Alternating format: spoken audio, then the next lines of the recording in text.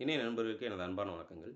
இப்ப விஜய் சார் வந்துட்டு இது குழந்தைங்க இப்ப அதாவது அவரு வாக்குறுதி தரும்போது என்ன பண்ணணும்னா, தமிழ்நாட்ல பிறக்கிற எல்லா குழந்தைக்கும் 1 பவுன் மோதிரம் போடுறேன்னாப்ல.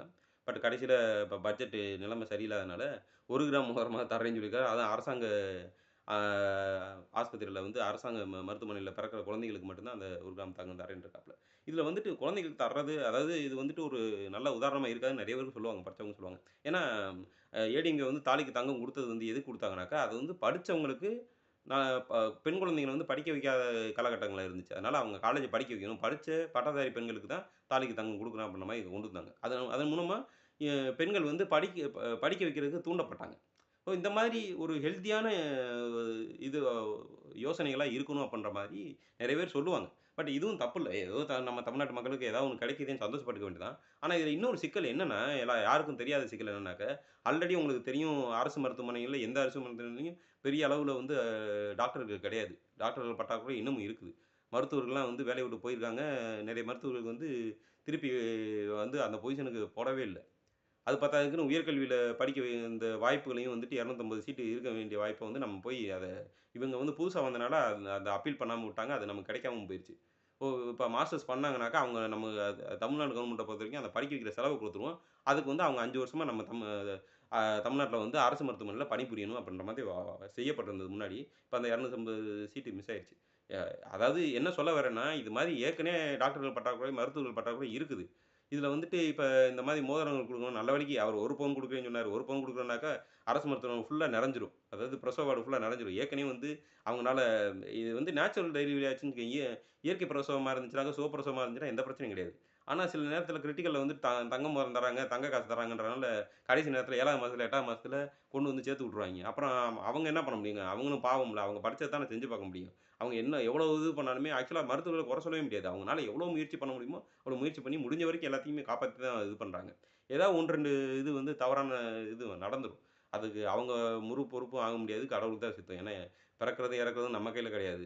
அது ஏதோ பாவங்க டாக்டர்கள் அவங்க படிச்ச புண்ணியத்த வச்சுக்கிட்டு, அவங்களோட திறமைகள வச்சு இவ்வளோ பேர காப்பாத்திக்கிறாங்க. ஆனா பிரச்சனை என்னன்னாக்க, இப்போ ஒரு உதாரணத்துக்கு சொல்றேன். ஒரு ஒரு ஒரு காலேஜ்ல வந்துட்டு அ எல்லா டிபார்ட்மெண்ட் இருக்குது, எல்லா கிளாஸ் இருக்குது. ஒ காலேஜ் கூட வேணாம், ஸ்கூல்ல வந்து 12ஆம் வரைக்கும் இருக்குன்னு வச்சுக்கங்களேன். 12ஆம் வரைக்கும் இருக்குன்னா, ஒரு கிளாஸுக்கு 3 செக்ஷன் இருக்குன்னா கூட, கிட்டத்தட்ட 10ஆம் வரைக்கும்னாக்கா 30 அங்கிட்டு ஒரு 3, 3, 6 36 செக்ஷன். 36 செக்ஷனுக்கு ஒரு ஒரு வாத்தியார்னா கூட 36 வாத்தியார் இருக்கணும். கரெக்ட்டுங்களா? இப்ப வந்து 36 வாத்தியார் இடத்துல பாதிக்கு பாதி இல்லன்னு வச்சுக்கங்களேன். 15 வாத்தியார் தான் இருக்காங்க. ஆனா 36 செக்ஷன் இருக்குது. இப்ப இவங்க போய் நடத்தணும்னா, அவங்களோட பிரஷர் எப்படி இருக்கும்? அவங்க எப்படி வேலை பார்ப்பாங்க? மத்த ஸ்டூடண்ட்ஸ் எப்படி கவனிப்பாங்க? இதுல நல்லா படிக்கிறவன், நல்லா படிக்காதவன எப்படி பிரிப்பாங்க? நல்லா படிக்கிறவங்க எப்படி அதிகமா கைடன்ஸ் குடுக்க முடியும்? நல்லா படிக்கிறவன எப்படி இன்னும் இம்ப்ரூவ் பண்ண முடியும்? இந்த சொசைட்டிக்கு அவன எப்படி நல்ல பொசிஷனுக்கு கொண்டு வர முடியும்? அவனுக்கு நல்லது, கெட்டது எப்படி சொல்ல முடியும்? அவங்க வழி மாறி போறதுக்கு நெறைய வாய்ப்புகள் இருக்குல்ல. அது மாதிரி தான் வந்து இங்கேயும் ஹாஸ்பிட்டல்ஸ்லயுமே. பாதிக்கு பாதி டாக்டர்ஸோ இல்ல ஏகப்பட்ட இது குளறுபடிகள் இருக்குது. அது எனக்கு இன்னமும் அந்த நம்பர்ஸ் கரெக்ட்டான நம்பர்ஸ் நான் தெரியல. நான் என்ன சொன்னாலும் அது தவறான கருத்து இருந்தா என்னைய மன்னிச்சுருங்க.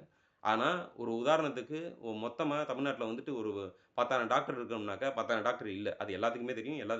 டாக்டர் மட்டும் கிடையாது. ப ப அவங்களுக்கு பணியாளர்கள், அவங்களுக்கு வந்து உதவியாளர்கள்ன்றது நெறைய இடத்துல இல்ல. அப்ப எவ்வளவு கம்மி ஆகுறாங்கன்னு பாருங்க. இதனால இப்ப வந்து ஆனா பேஷண்ட்ஸ் மட்டும் அதிகமா இருக்காங்க. பேஷண்ட்ஸ் அதிகமாகும்போது பத்தாததுக்கு இப்ப நீங்க தங்க மோதிரம் தர்றீங்கனாக்கா, இதுக்காண்டி அடிஷனலா அதாவது எங்கேயோ சேர்க்கறதுக்கு நான் இங்கே சேர்த்துக்கிறேன். எனக்கு மோதிரமா அதுக்கு ஐ மீன் அந்த 1 கிராம் கிடைக்கல. 1 கிராம் இன்னைக்கு 15,000 ஆயிப்போச்சு. அப்படின்னும்போது அதுவாவது கிடைக்குதே அப்படின்னு அங்க சேர்க்குறாங்கன்னு வச்சுக்கங்களேன். அப்ப இன்னும் டாக்டர்கள் வந்து பிரஷர் அதிகமாகும். ஏற்கனவே ஆட்கள் பற்றாக்குறை. பத்தாததுக்கு பேஷண்ட்ஸ் அதிகமா வராங்க. ஆப்பரேஷன்ஸ் ஒரு வேள சுகப்பிரசவம் இல்லாம ஆப்பரேஷன் வைக்கணும்னா கை வைக்கிற மாரி இருக்கும். கத்தி வைக்கிற மாரி இருக்கும். அது எவ்வளோ பெரிய பிரச்சனைங்கன்னு பெண்களுக்கு தான் தெரியும். இது எவ்வளோ பெரிய ஆபத்தான விஷயம். இது வந்து ஆபத்தான விஷயமா இல்லையான்னு கூட எனக்கு தெரியல. இது எனக்கு புரிஞ்சுகிட்ட வரைக்கும் இது எங்கேயோ தப்பா போற மாரி எனக்கு தெரியுது. அதனால தான் இத சொல்ல வந்தேன்.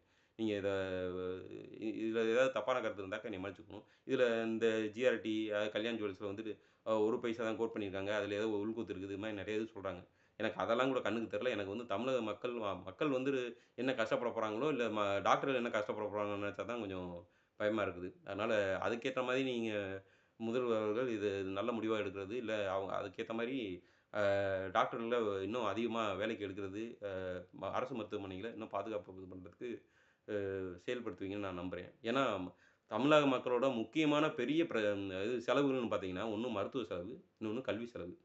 நீங்க இந்த கல்வித்துறையும், மருத்துவத்துறையும் மட்டும் பாதுகாத்து நல்லா உருவாக்கி விட்டீங்கன்னா, அடுத்த காமராஜர்ன்னு கூட சொல்லுவாங்க. ஏன்னா, காமராஜர் தான் வந்து கல்வி தந்தை. ஏன்னா, அவ்வளோ கல்வி நிலையங்களையும், பள்ளிக்கூடங்களையும் கட்டிக் குடுத்தாரு. அவ்வளோ படிக்க வர்றதுக்காண்டி சத்துணவே போட்டாரு.